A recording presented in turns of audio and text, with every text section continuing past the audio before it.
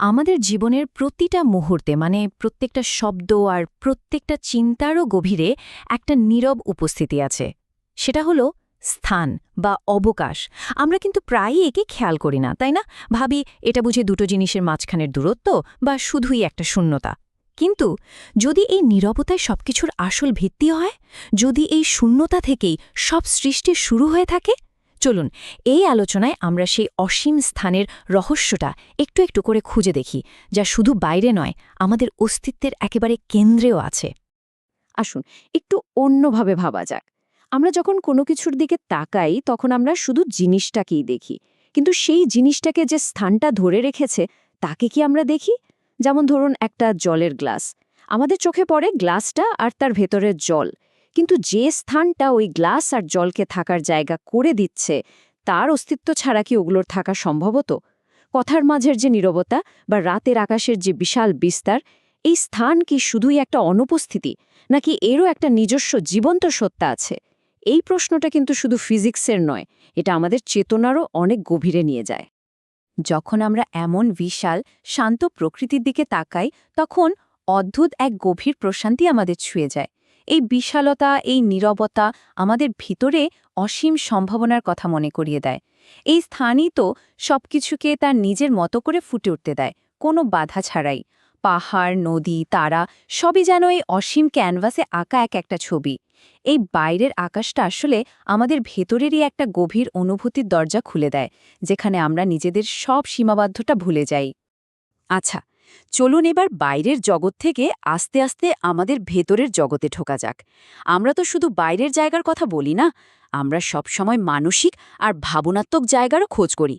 যখন জীবনটা খুব বেশি কোলাহল, খুব বেশি চাপ আর হাজারো দাবিতে ভরা মনে হয়, তখন আমরা কি খুঁজি? একটু স্পেস, তাই না? যখন অনেক কাজের চাপে মাথাটা ভার হয়ে থাকে তখন নতুন করে ভাবার জন্য একটু ফাঁকা জায়গা দরকার হয়। আবার যখন মনটা খুব দুঃখে ভারাক্রান্ত তখন সেই কষ্টটাকে সামলানোর জন্য একটু মানসিক অবকাশ লাগে। কখনো কি এমন হয়েছে যে কোনো একটা জটিল সমস্যার সমাধান কিছুতেই মিলছিল না, কিন্তু কিছুক্ষণ একা হাঁটার পর বা চুপচাপ বসে থাকার পর হঠাৎ করেই যেন উত্তরটা চোখের সামনে চলে এলো? এটাই হলো আমাদের ভেতরের স্থানের শক্তি। এই অবকাশ আমাদের নিজেকে সারিয়ে তুলতে সাহায্য করে, আমাদের সৃজনশীলতাকে পথ দেখায়। এটা কোনো বিলাসিতা নয়, এটা আমাদের সুস্থ থাকার জন্য ভীষণ জরুরি একটা জিনিস। আর এখানেই আমাদের এই যাত্রার মূল ভাবনাটা আসছে। আমরা এতদিন যাকে শূন্যতা বা কিছু না বলে ভেবে এসেছি, যদি সেটাই আসলে সবকিছু হয়, যদি ওটা একটা জীবন্ত পালনকারী শক্তি হয়, এক এমন ক্ষেত্র যা সবকিছুকে শুধু ধরেই রাখে না, বরং জন্ম দেয় আর খুব যত্ন করে লালন করে, যদি এই স্থানটাই হয় পরম চেতনা, এক দিব্য জননী। এই যে পবিত্র জীবন্ত স্থানের কথা আমরা বলছি, তার যে দিব্য রূপ, যে মূর্ত প্রতীক, তার নামই হল ভুবনেশ্বরী। তিনি সেই দেবী যিনি এই অসীম অবকাশকে নিজের সত্তার মধ্যে দিয়ে প্রকাশ করেন। চলুন তার সঙ্গে পরিচিত হওয়া যাক।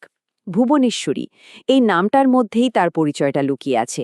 ভুবনের ঈশ্বরী, মানে সমগ্র ব্রহ্মাণ্ডের রানী। ভুবনেশ্বরী হলেন সেই দিব্যজননী যার শরীরটাই হল এই গোটা বিশ্ব। সমস্ত জগৎ, সমস্ত সৃষ্টি, গ্রহ, তারা, ছায়াপথ, এসব আসলে তার অসীম সত্তার এক একটা অলঙ্কার মাত্র। এই বিশ্বটা যেন তারই প্রকৃতি থেকে ফুটে ওঠা একটা ফুল।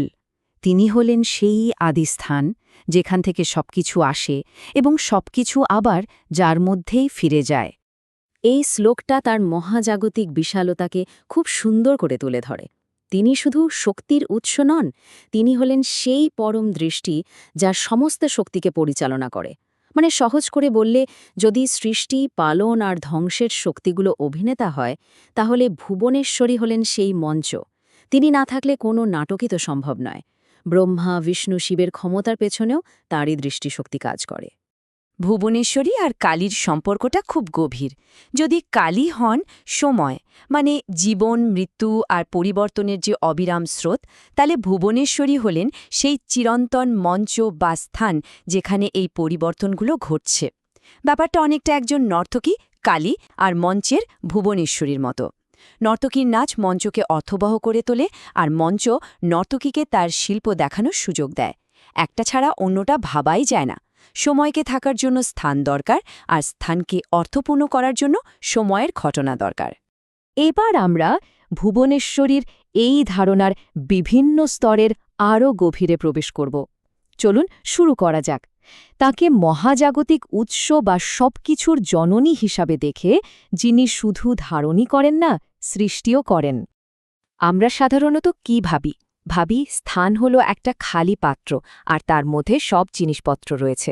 কিন্তু ভুবনেশ্বরী দর্শন বলছে স্থান নিজেই হলো সেই আদি পদার্থ, যাকে বলা হয় প্রকৃতি। এটাকে আমরা আধুনিক বিজ্ঞানের কোয়ান্টাম ফিল্ডের সাথে তুলনা করতে পারি, একটা অসীম সম্ভাবনার শক্তি সমুদ্র, যেখান থেকে সমস্ত বস্তুকণার জন্ম হচ্ছে। তার মানে এই স্থান শূন্য নয়, বরং এটাই সেই মূল উপাদান যা দিয়ে এই মহাবিশ্বের সবকিছু তৈরি। তার মানে মূল বিষয়টা হলো এই ধারণাটা আমাদের বিশ্বকে দেখার দৃষ্টিভঙ্গিটাকেই পুরো বদলে দেয়। পৃথিবী, জল, আগুন, বাতাস, এই সমস্ত উপাদান আসলে স্থানেরই ঘনীভূত রূপ। ঠিক যেমন জল জমে বরফ হয়, তেমনি অসীম স্থান ঘনীভূত হয়ে জগতের সমস্ত রূপ ধারণ করেছে। তাই আমাদের এই জগৎটা কোনো একটা স্থানের মধ্যে ভাসছে না, এটা নিজেই স্থানের একটা প্রকাশ। এখন প্রশ্ন আসতেই পারে যে এই এক অরূপ স্থান থেকে এত রকমের রূপ কিভাবে তৈরি হয়। এর উত্তর হল মায়া। মায়া হল ভুবনেশ্বরীর সেই শক্তি যা অসীমকে মাপে, সীমানা তৈরি করে আর তাকে নাম আর রূপ দেয়।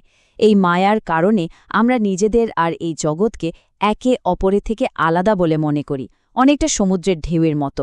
প্রত্যেকটা ঢেউকে আলাদা মনে হলেও আসলে তো তারা সবাই একই সমুদ্রের অংশ। ঠিক তেমনি এই সমস্ত রূপ আসলে সেই এক অসীম স্থানেরই তরঙ্গ মাত্র। ভুবনেশ্বরীর এই সৃষ্টির পেছনে যে চালিকা শক্তি, সেটা কোনো যান্ত্রিক প্রক্রিয়া নয়, সেটা হল ইচ্ছা শক্তি, যা আসলে প্রেমেরই শক্তি। এটা এমন এক দিব্য ইচ্ছা যা নিজেকে প্রকাশ করতে চায়, যা সৌন্দর্য আর আনন্দ তৈরি করতে চায়। এই মহাবিশ্বটা কোনো দুর্ঘটনা নয়, এটা এক গভীর প্রেম আর ইচ্ছার ফসল, যা অসীম থেকে সসীমে নিজেকে প্রকাশ করার আনন্দে মেতে আছে।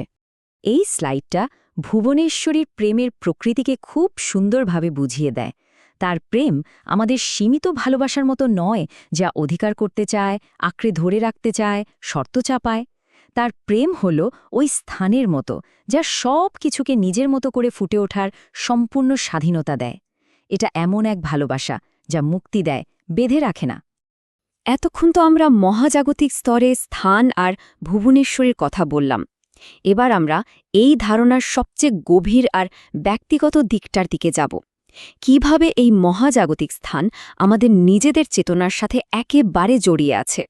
এই যন্ত্রটা দেখুন, এটা কিন্তু শুধু একটা প্রতীক নয়, এটা চেতনার একটা মানচিত্র। বাইরের যে বর্গক্ষেত্রগুলো, সেগুলো আমাদের জাগতিক জগৎ। ভেতরের পদ্মের পাপড়িগুলো আমাদের অনুভূতির জগৎ। আর একদম কেন্দ্রে যে বিন্দুটা, সেটাই হলো উৎস, সেই অসীম স্থান যেখান থেকে সবকিছুর শুরু। এই যন্ত্রটা আমাদের বাইরের জগৎ থেকে ভেতরের উৎসের দিকে যাওয়ার পথ দেখায়। আসুন তো একটু সময় নিয়ে এর দিকে তাকানো যাক। চোখ দুটোকে ধীরে ধীরে বাইরের দিক থেকে কেন্দ্রের দিকে নিয়ে আসা যাক। অনুভব করার চেষ্টা করুন কেমন লাগছে এই যাত্রাটা। এবং এটাই এই পুরো আলোচনার সবচেয়ে গুরুত্বপূর্ণ শিক্ষা। সমগ্র ব্রহ্মাণ্ডের যে বিশালতা, যে অসীম স্থান, তা আমাদের বাইরে কোথাও নেই। তা রয়েছে আমাদের হৃদয়ের ভেতরের ওই ছোট্ট অবকাশে, যাকে বলা হয় হৃদয় আকাশ। সেই স্থানটাই হল দিব্য জননীর আসল আসন। মহাবিশ্বের সঙ্গে সংযোগ করার জন্য দূরে কোথাও যাওয়ার দরকার নেই, শুধু নিজের হৃদয়ের গভীরে তাকালেই হবে। এই সত্যটা একবার অনুভব করার চেষ্টা করা যাক। আমরা নিজেদেরকে এই শরীর, এই মন, এই আবেগ বা এই পরিচয় বলে মনে করি, কিন্তু আমাদের আসল পরিচয় হল সেই অপরিবর্তনীয় অসীম চেতনার আকাশ, যার মধ্যে সমস্ত অভিজ্ঞতা, সমস্ত চিন্তা আর অনুভূতি মেঘের মতো আসে আর চলে যায়। আমরা ঘটনা নই, আমরা সেই মঞ্চ। এখনই একবার চেষ্টা করা যাক। চোখটা বন্ধ করে শুধু খেয়াল করুন কিভাবে চিন্তা আর অনুভূতিগুলো আসছে আর যাচ্ছে। ওদের আঁকড়ে ধরবেন না বা সরিয়েও দেবেন না, শুধু দেখুন, ঠিক যেমন করে আকাশের মেঘ দেখা হয়। খেয়াল করলে দেখা যাবে এই সব কিছুর পেছনে একটা বিশাল শান্ত স্থান রয়েছে। সেটাই আমাদের আসল সত্তা। যখন এই গভীর সত্যটা আমরা বুঝতে পারি, যখন আমরা নিজেদেরকে ঘটনার সঙ্গে এক না ভেবে সেই সাক্ষীরূপী আকাশ হিসেবে অনুভব করতে শুরু করি, তখন আমাদের জীবনের প্রতি দৃষ্টিভঙ্গিটাই আমূল বদলে যায়। আর এই উপলব্ধি আমাদের এক গভীর অটুট শান্তির দিকে নিয়ে যায়। এই স্লাইডে ভুবনেশ্বরীর শান্তির প্রকৃতি বর্ণনা করা হয়েছে। এটা কিন্তু কোনো সাধারণ শান্তি নয়, এটা হলো বিশ্রাম, মানে সমস্ত সংগ্রাম, সব দৌড়ঝাঁপ থেকে মুক্তি। এটা সমদর্শিতা, সুখ দুঃখ ভালো মন্দে অবিচল থাকা, অনেকটা গভীর শিকড়ওয়ালা গাছের মতো, যা ঝড়ের তাণ্ডবেও স্থির থাকে। এটা মানসিক চাপ থেকে মুক্তি দেয়, কারণ যখন আমরা নিজেদের অসীম স্থান হিসেবে দেখি, তখন জীবনের ছোটখাটো ঘেউ আর আমাদের ডুবিয়ে দিতে পারে না। এই শান্তি হল সেই গভীর নীরবতা, যা পৃথিবীর কোনো কোলাহলেই বিঘ্নিত হয় না। এখন এই ভেতরের স্থান বা শূন্যতাকে ভয় পাওয়ার কিন্তু কিছু নেই। এটা কোনো নিষ্প্রাণ অর্থহীন শূন্যতা নয়, এটা এক সৃজনশীল শূন্যতা। এটাই সেই উর্বর জমি যেখান থেকে সব নতুন ধারণা, সব শিল্প, সব স্বপ্ন আর সব কাজের জন্ম হয়। যেমন একজন শিল্পীর ছবি আঁকার জন্য একটা খালি ক্যানভাস দরকার, একজন সুরকারের সুর তৈরির জন্য নীরবতা দরকার, ঠিক তেমনি আমাদের জীবনে নতুন কিছু সৃষ্টি করার জন্য এই ভেতরের শান্ত নীরব স্থানটা প্রয়োজন। এই আলোচনার শেষে এই প্রশ্নটা সবার জন্য রইল, যদি আমাদের প্রত্যেকের ভেতরেই সৃষ্টির এই অসীম উৎস থাকে, যদি আমরা সেই পালনকারী, প্রেমময় আর মুক্ত স্থানের সাথে যুক্ত হতে পারি, তাহলে আমাদের জীবনটা কেমন হতে পারে? আমরা নিজেদের জন্য আর এই পৃথিবীর জন্য কী ধরনের সৌন্দর্য, করুণা আর শান্তি সৃষ্টি করতে পারি? উত্তরটা বাইরে কোথাও নেই। আসুন একটু সময় নিয়ে নিজের ভেতরের সেই নীরব স্থানটিকে অন্বেষণ করা যাক, তার ফিসফিসানি শোনা যাক, আর দেখা যাক সেই অসীম সম্ভাবনা আমাদের মাধ্যমে কী সৃষ্টি করতে চায়।